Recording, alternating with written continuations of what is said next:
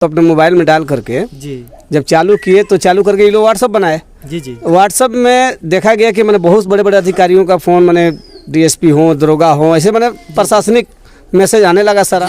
हाजीपुर के डीएसपी साहब चला रहे थे यह सिम जो है हाजीपुर के डीएसपी साहब चला रहे थे, और जैसे ही यह ऑन हुआ तो उनके मोबाइल पे मैसेज चला गया। तो मेरे भतीजा निहाल और मेरी वाइफ नीतू देवी दोनों लोग गए थे ज्ञानी मोड़ जी। A to Z दुकान है जो मोबाइल और सिम बेचते नमस्कार, हैं। मेरा नाम पंकज कुमार भारती है और आप देखना शुरू कर चुके हैं GGN एक सच।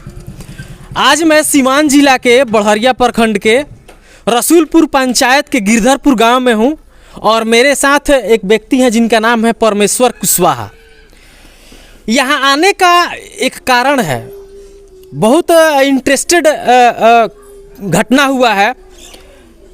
इनके परिवार के एक सदस्य गए हैं सिम निकालने के लिए। मोबाइल, ये देखिए मेरे हाथ में एक मोबाइल है, इसमें एक सिम पड़ा हुआ है, एयरटेल का सिम है।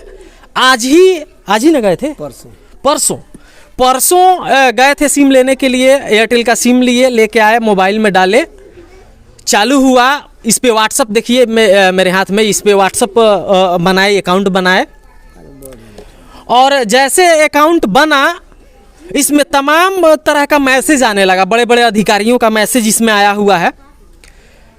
और जो अधिकारी का मैसेज आया हुआ है और जिनका यह सिम है, पहले से ऐसा पॉलिसी है कि 90 से 91 दिन के अंदर अगर कोई सिम में रिचार्ज नहीं करता है तो वो सिम बंद हो जाएगा और किसी अदर व्यक्ति के नाम पे वो इशू हो जाता है वह सिम। सेम ऐसी ही घटना घटित हुई है इनके घर में। इनके परिवार के सदस्य सिम लेके आए हैं और ये सिम किसी हाजीपुर के डीएसपी साहब चला रहे थे। यह सिम जो है हाजीपुर के डीएसपी साहब चला रहे थे, और जैसे ही यह ऑन हुआ तो उनके मोबाइल पे मैसेज चला गया कि यह नंबर जो है चालू है, आप उस पर संपर्क कर सकते हैं। हालांकि वो इसके पहले ट्राई करते होंगे, तभी उनके नंबर पे जब आदमी चालू करता है सिम तो मैसेज चला आता है कि ये नंबर अवेलेबल है। उनके पास भी चला गया, उनका फ़ोन आया इस नंबर पे, बातचीत हुआ कि बाबू ये मेरा नंबर है, मैं हाजीपुर से बोल रहा हूँ। डीएसपी साहब ऑन द वे हैं, रास्ते में ही है, वो 7-8 बजे रात्रि तक वो पहुँच जाएंगे। जी, अब सारी जानकारी इनसे ही लेंगे कि कैसे क्या घटना हुई है, क्या बात हुई है डीएसपी साहब से। परमेश्वर जी, कब आप सिम लिए थे, क्या क्या हुआ आपके साथ? देखिए, परसों मेरे भतीजा निहाल और मेरी वाइफ नीतू देवी दोनों लोग गए थे ज्ञानी मोड़ जी। A to Z दुकान है जो मोबाइल और सिम बेचते हैं जी। उनके पास से सिम लिया गया जी। जब सिम लेकर के निहाल घर पे आए तो अपने मोबाइल में डाल करके जी जब चालू किए तो चालू करके ये लोग व्हाट्सअप बनाए। जी जी व्हाट्सअप में देखा गया कि मैंने बहुत बड़े बड़े अधिकारियों का फ़ोन, मैंने डीएसपी हो, दरोगा हो, ऐसे मैंने प्रशासनिक मैसेज आने लगा सारा। जी जी। इन्होंने डर के मारे डर गए। अच्छा, ये डर गए। अच्छा, डर के कहा कि सिम व्हाट्सअप को डिलीट कर दिए। व्हाट्सअप डिलीट कर दिया? हाँ, व्हाट्सअप डिलीट कर दिए। डिलीट करने के बाद हमको फ़ोन किया कि चाचा ऐसे बात पर जल्दी आओ। हम वहीं आए, घरे आए तब तक डीएसपी साहब से बात कर रहे थे लोग। अच्छा, डीएसपी साहब फ़ोन किए थे। अच्छा, तो डीएसपी साहब से भी डर रहे थे बात करने में। फिर हमको बताया लोग कि चाचा ऐसा बात है, डीएसपी साहब फ़ोन करे, आके पर बात कीजिए। अच्छा, हम आए तो डीएसपी साहब से बात किए। बात करने के बाद वो हमसे परिचय जाने, तो हमने अपना परिचय बताया कि हम विश्व हिंदू परिषद जिला मंत्री हैं सिवान के। जी जी।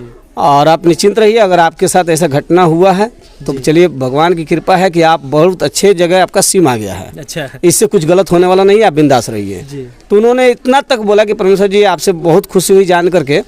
अब आग्रह है कि सिम अपने भतीजा के पास से आप खुद ले लीजिए। हम कल सुबह 10 बजे निकलेंगे, आप परसों शाम तक मैंने आपके घर आ जाएंगे। जी जी जी। तो दिन में हमको 11 बजे बात हुआ है डीएसपी साहब से।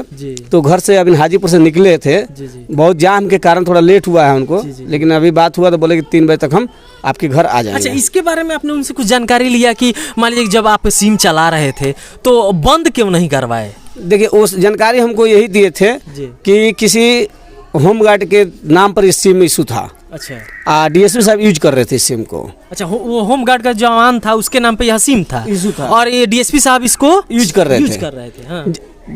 बीच में घटना हो गया, वो होमगार्ड डेट कर गए। अच्छा, उन्होंने ध्यान नहीं दिया, रिचार्ज नहीं कराया सिम को, और 90 दिन के बाद सिम बंद हो गया। अब जब बंद हो गया तो फिर चालू कराने के लिए उन्हीं का आईडी चाहिए जिनके नाम से सिम है। ऐसे आप चालू नहीं करा सकते हैं। जब 3 महीने के बाद ये चालू नहीं करा पाए तो सिम कंपनी ने बंद कर दिया। अब इसी नंबर से दूसरा सिम लॉन्च कर दिया। जब दूसरा सिम लॉन्च हुआ तब हमारे बाबू और मैडम गए और सिम इशू कर लिए। जब इशू हुआ, ये तो थोड़ी जानकारी है कि ये किसका नंबर है, नहीं, नहीं, तो कंपनी का इशू पॉलिसी ही है, तो ये अपना ले लिए नंबर। नहीं, हम लोग को क्या मालूम है कि डीएसपी का सिम है कि किसका सिम, हम लोग का क्या मतलब है। अब जब सिम इशू हुआ, जब डीएसपी साहब बताए कि इस सिम मेरा है, तब हम लोग को जानकारी हुआ कि भाई बड़े अधिकारी का सिम है तो देना पड़ेगा। तो देखिए, हम कंपनी में बात किए, एयरटेल कंपनी में बात हुआ कि सर ऐसा बात हो गया है, क्या करना होगा इसके लिए। अगर ऐसा होता है कि मेरा आईडी है अभी, अगर डीएसपी साहब का आईडी लगा कर एक्सचेंज हो सकता है तो सर कर दीजिए।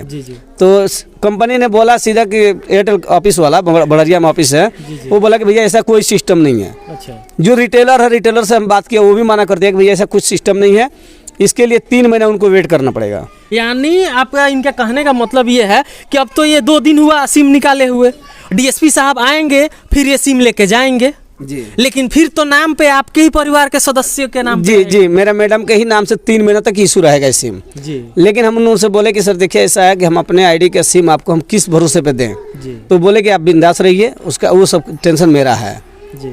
हम आपके बड़रिया थाना को, डीएसपी साहब को, एसपी साहब को सूचना करेंगे जी। उनके द्वारा लिखित रूप से आपको आवेदन देंगे जी। उसके बाद हम आपका सिम हैंडओवर लेंगे जी।